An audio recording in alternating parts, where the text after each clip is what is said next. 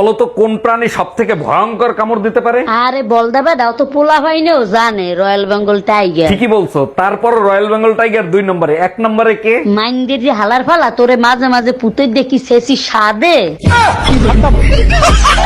এই মহিলা আমার জীবনটারে জাহান্নাম বানায় ফেলাইতেছে। আর তুমি আমার জীবন দোজক বানাই ফেলছো। তোরা যদি ক্যালেন্ডার হইতিস প্রত্যেক বছর পাল্টাইতাম। আর তুমি যদি আদা হইতা কসম তোমারে প্রত্যেকদিন পুতো দিয়ে যাস্তাম। Bye bye, tata.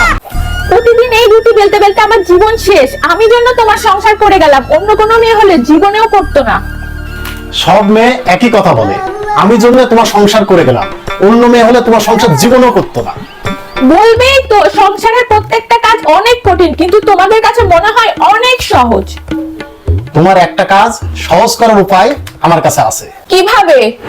সরাও এসব রুটি বেলনা, তোমার জন্য নিয়ে আসছি এই যে রুটি মেকার।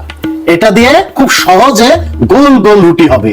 সত্যি এটা দিয়ে গোল গোল রুটি হবে? হ্যাঁ, তোমাকে এখন আমি দেখাই দিচ্ছি কিভাবে।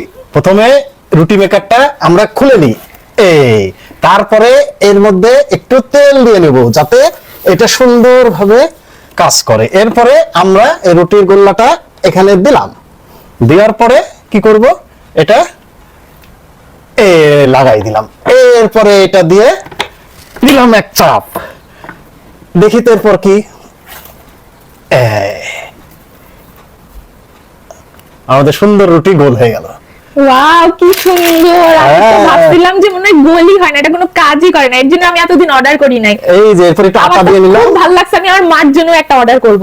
আর আপনাদের যদি ভালো লাগে আপনারাও অর্ডার করে দিবেন। এরপর একটু আটা দিয়ে নিলাম, এই হয়ে গেল ডিজিটাল ড্রিম স্টোর বিডি।